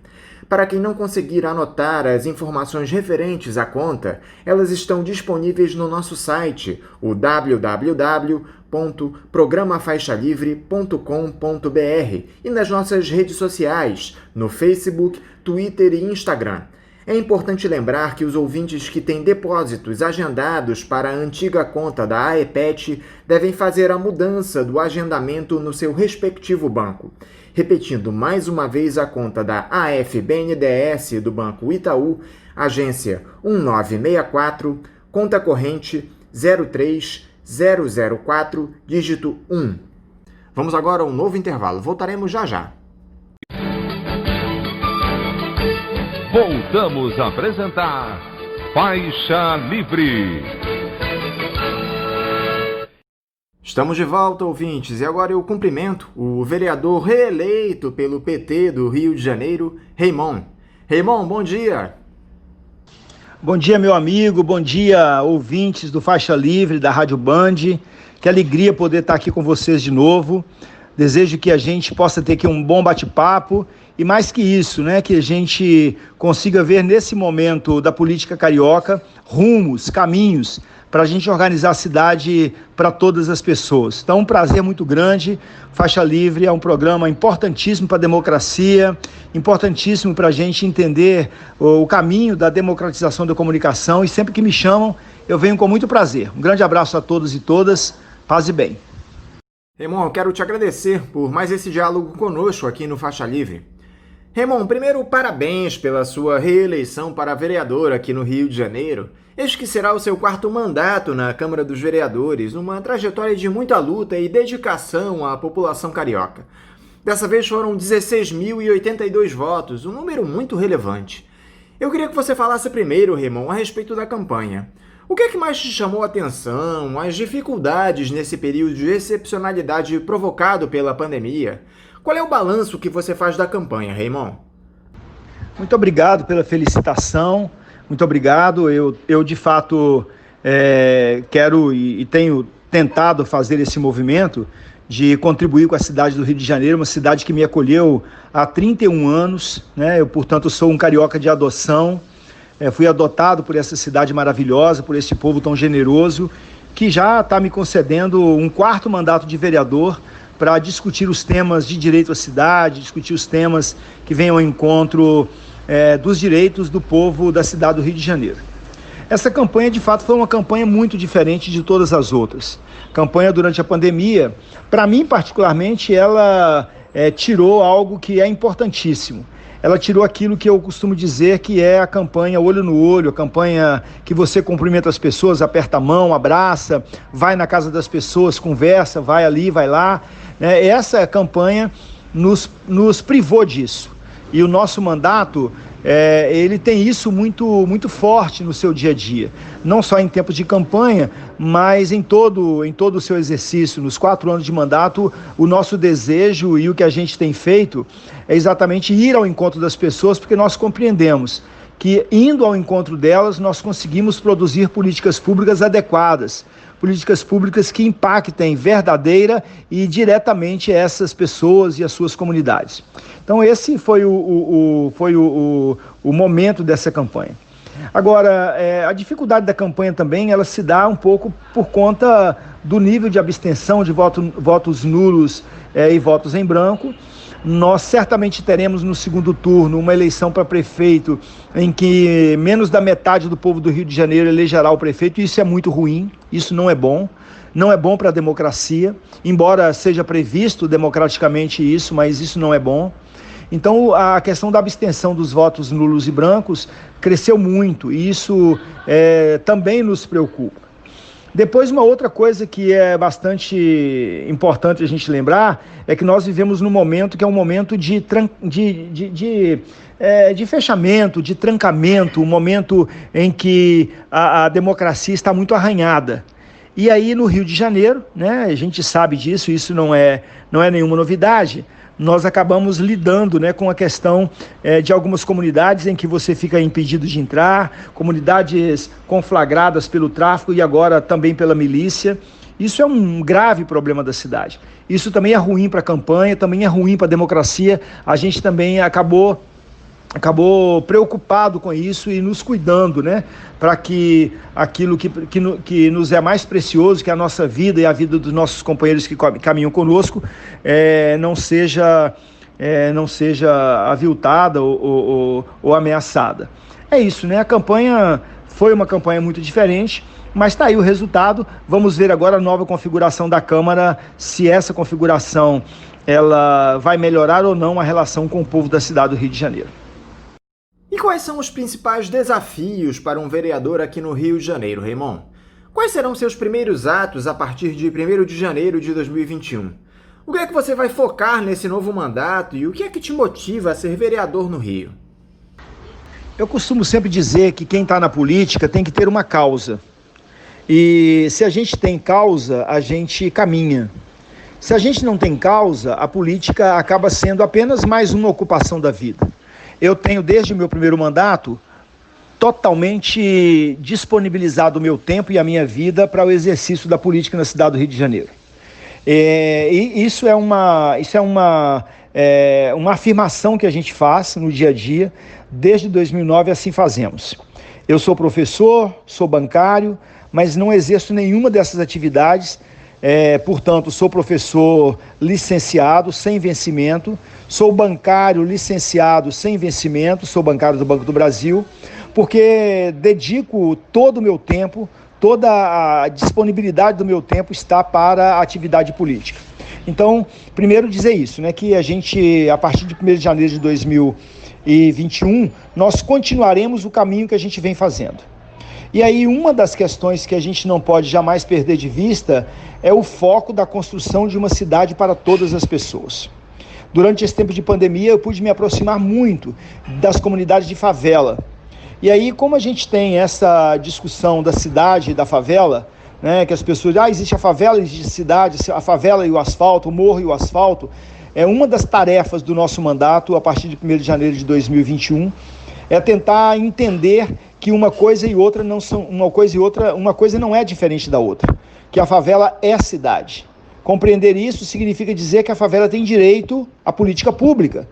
Significa dizer que a favela tem direito à água, saneamento, à iluminação, à segurança, à educação, à saúde, à mobilidade. Então, primeiro compreender isso. Então, quando a gente pensa na questão da favela, a gente então pensa também na questão dos outros territórios que são mais distantes, territórios periféricos. Aí é preciso afirmar também, a Zona Oeste é cidade. É preciso afirmar também que Paquetá, que é um bairro do centro da cidade, é cidade. Então, quando você começa a compreender isso, você acaba construindo o direito à cidade, que é o tema do nosso mandato.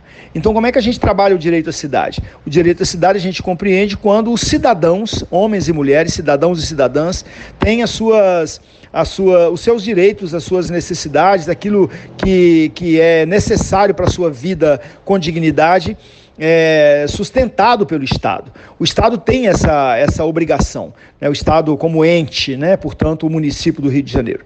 Então, a nossa perspectiva para o próximo mandato é radicalizar a discussão do direito à cidade, compreendendo que nós vivemos numa cidade multicêntrica, uma cidade onde a gente precisa de afirmar o tempo todo que a favela é cidade, que a Zona Oeste é cidade, que o subúrbio é cidade, que a Leopoldina é cidade, que a Zona Norte é cidade, que a periferia é cidade, que Paquetá é cidade. A gente precisa de afirmar isso o tempo todo. Então, este é o nosso foco. E para cumprir esse mandato, né, que é esse foco de luta, a gente tem que estar aberto a discussões da educação, da cultura, a discussões da assistência social, ligado à questão da população em situação de rua. A gente tem que incrementar a questão do trabalho e emprego, porque tem muita gente desempregada e nós temos 70 mil trabalhadores ambulantes na cidade.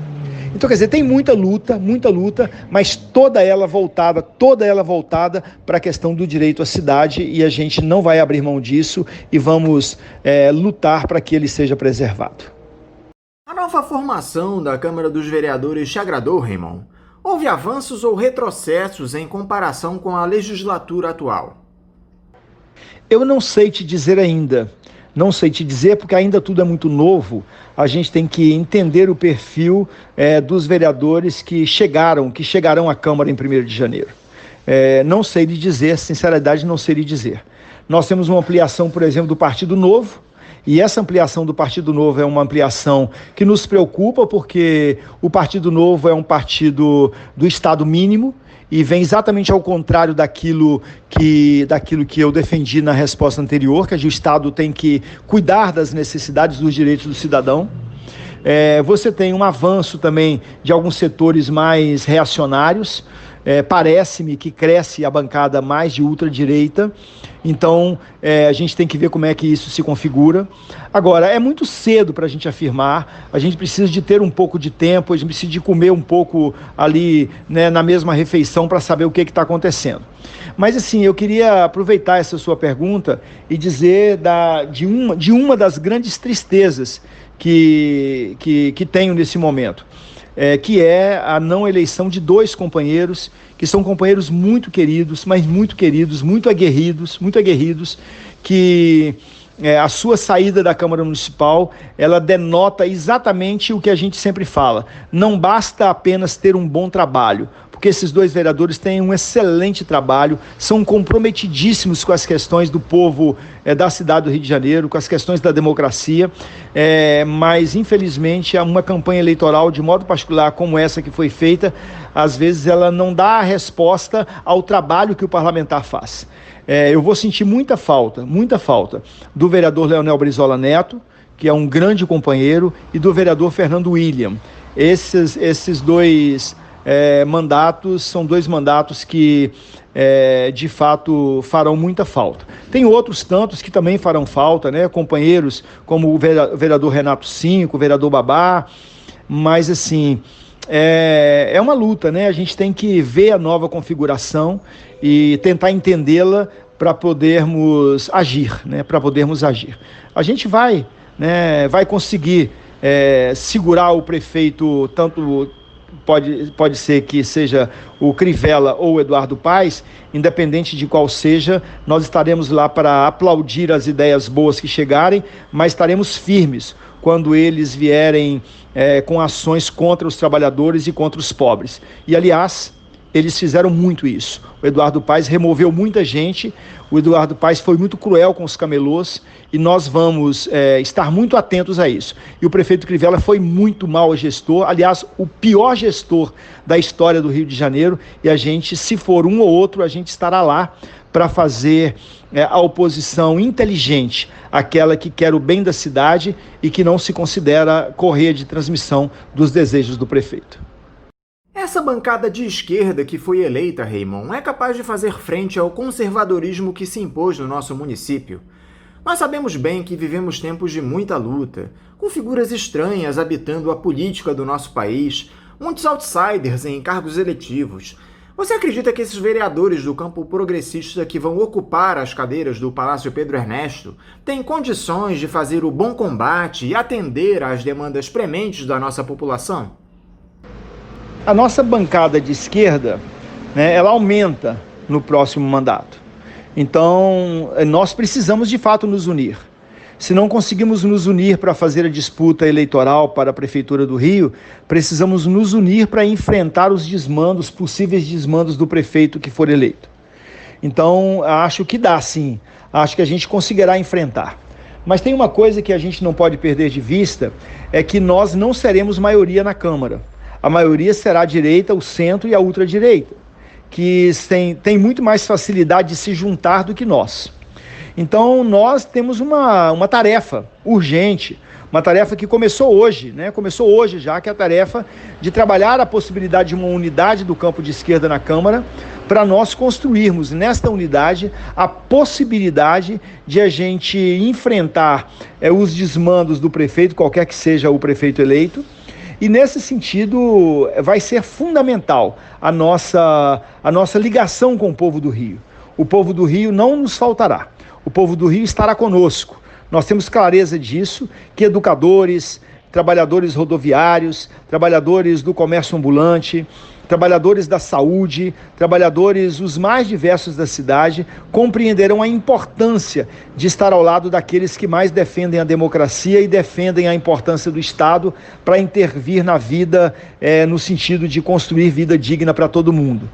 Então, eu acho que nós faremos isso e só faremos isso. E aí tem que estar claro, né? Existe uma condição sine qua non. Só faremos isso se nós soubermos articular as nossas ações com as ações populares, com as ações do povo da favela, do povo das periferias, do povo trabalhador, do povo da educação, do povo da saúde, do povo do comércio ambulante, do povo da cultura, do povo do turismo.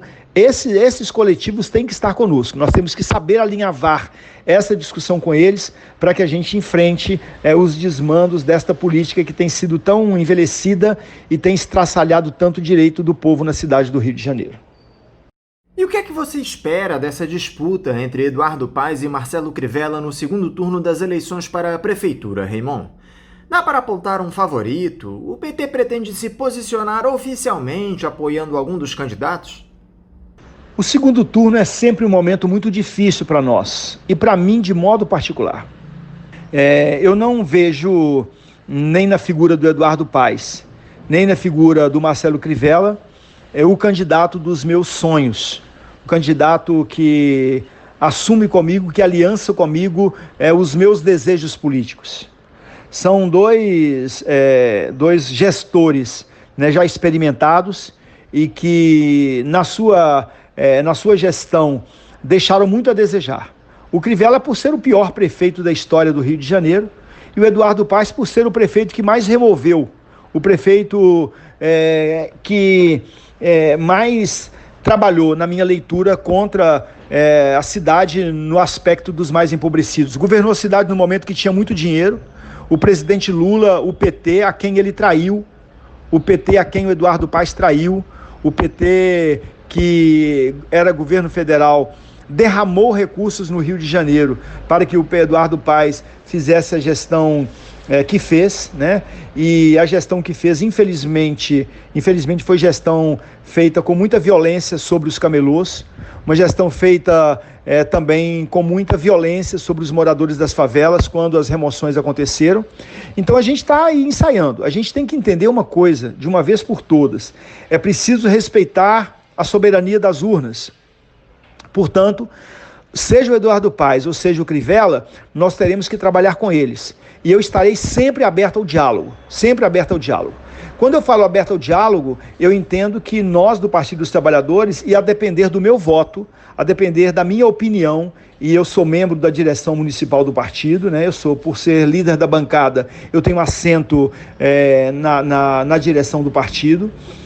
O meu voto é um voto de não aliança, nem com Eduardo Paes e nem com Marcelo Crivella. Nós temos que, na minha leitura, ter o voto crítico, né, e tentar arrancar tanto de um quanto de outro compromissos, de modo particular compromisso com os mais pobres. Agora, acredito que o PT não marchará nem com um nem com o outro oficialmente. Pode ser que um militante ou outro assim o faça, mas na direção do partido nós compreendemos que não há caminhos que possam ser costurados para essa aliança com Eduardo Paes ou com Crivella. Eu serei voz contrária a essa aliança. Nós sabemos que a gestão de Eduardo Paes foi muito controversa, sabemos que a gestão de Marcelo Crivella foi muito controversa, sabemos que a gestão de Crivella é considerada a pior gestão de toda a história do Rio de Janeiro. Portanto, na minha leitura e usando um ditado popular, é como a gente dissesse: estamos num mato sem cachorro. Isto é, estamos querendo comer feijão sem que o fogo cozinhe o feijão. Estamos com muita dificuldade para a nova gestão da Prefeitura e acho que a Câmara vai ter um papel essencial nessa luta e a gente fará essa batalha. Por dentro do partido, as discussões ainda não foram abertas, ainda não fomos chamados à conversa, mas é um pouco este o meu posicionamento. E é bom a gente lembrar, né, que Eduardo Paes, e aqui não há nenhuma, da minha parte, nenhuma preferência nem por ele nem por Crivella, não há nenhuma preferência da minha parte nem por um nem para o outro, mas é bom a gente lembrar que o próximo governante, seja Eduardo Paes ou seja Crivella, ele terá muita dificuldade, porque a cidade está com muitos problemas financeiros, a gestão de Crivella foi desastrosa. Como é que você avalia esse resultado eleitoral da Benedita da Silva, Raymond? Ela que terminou em 4º lugar, atrás, além de Paes e Marcelo Crivella, também da candidata Marta Rocha, do PDT. Te surpreendeu essa posição dela? Era o que vocês do partido esperavam? O Rio não compreendeu a proposta da Benedita e do Partido dos Trabalhadores. É bom a gente lembrar que nós estamos aqui no berço do bolsonarismo. Ainda há muita coisa incrustada na sociedade carioca, né? Por mais que o governo federal tenha se comportado como um governo genocida, um governo que não tem preocupação com a vida das pessoas, um governo que tem colocado as pessoas nas filas dos bancos em horários intermináveis, né? Submetendo trabalhadores à humilhação por conta do auxílio emergencial. É um governo que tem tentado destruir a economia brasileira, um governo que tem aumentado o nível de desemprego, um governo que tem privatizado empresas importantíssimas no nosso país, e notadamente aqui no estado do Rio de Janeiro, na cidade do Rio de Janeiro.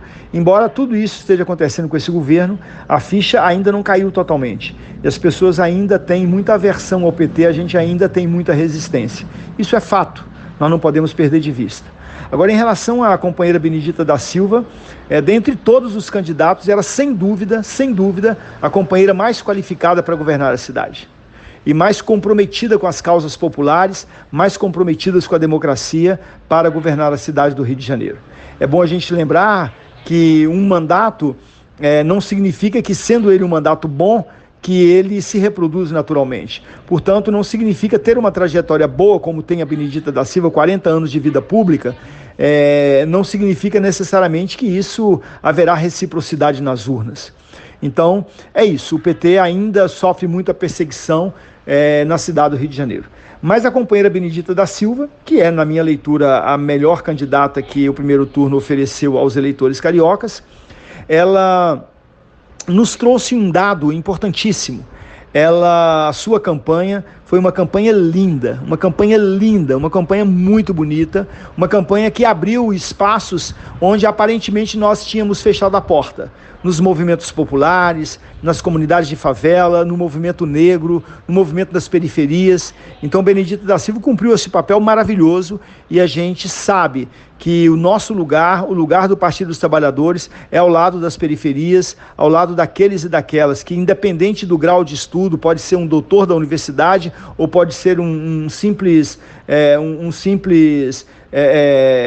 homem como eu, né? Um simples trabalhador, essas pessoas, todas, a gente tem que entender que o lugar do Partido dos Trabalhadores é no lado das massas populares, e todo mundo entende isso. A Benedita da Silva compreendeu isso e a sua campanha teve esse corte. Nós voltamos para o lugar de onde nós nunca deveríamos ter saído, que é o contato com a periferia.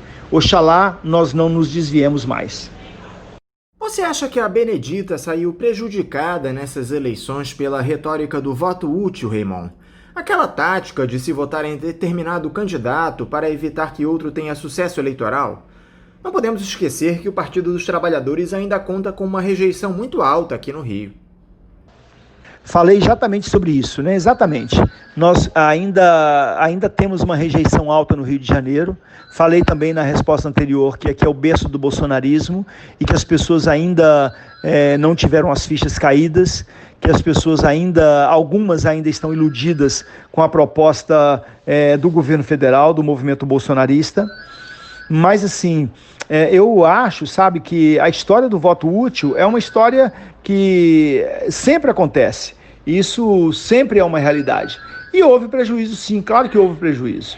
Mas o grande ganho, eu volto a dizer, não é o resultado da urna. O grande ganho é o debate que foi feito. E a Benedita debateu. Eu fui a diversas favelas com a Benedita, fui a diversas praças do Rio com a Benedita, caminhei com ela em muitos lugares. E assim, a Benedita é uma potência, uma potência. A Benedita da Silva foi muitíssimo bem votada, né? Acho que isso é importante a gente dizer, a gente saber que a sua performance é uma performance que coloca o PT na trajetória, ou melhor, na reta, né? Na estrada, no caminho de onde o PT não pode se afastar nunca.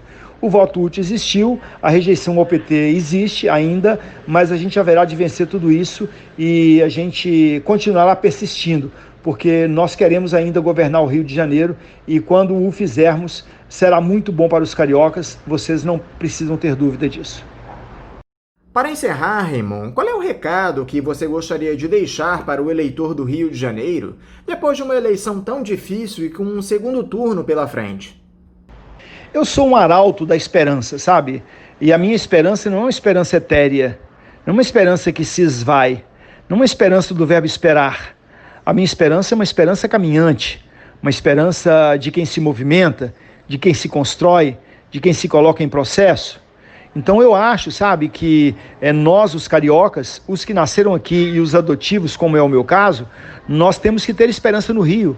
O Rio de Janeiro não é isso que está aí, não. O Rio de Janeiro não é o Rio de Crivella, não é o Rio de Eduardo Paes, não é o Rio de Wilson Witzel, nem de Cláudio Castro. O Rio de Janeiro não é o Rio de Bolsonaro. O Rio de Janeiro é o Rio de um povo trabalhador. O Rio de Janeiro é um rio de um povo bonito, de um povo que sabe ser solidário, de um povo que respeita as pessoas, de um povo que tem sede de democracia, embora em alguns momentos iludido, porque as fake news que elegeram a presidência da República em 2018 ainda contaminam muito o cenário político carioca. Então, a minha mensagem nesse final de conversa aqui com a faixa livre da Rádio Band é exatamente para que todos aqueles que nos acompanham compreendam isso. Nós não podemos entregar o nosso esforço aos outros.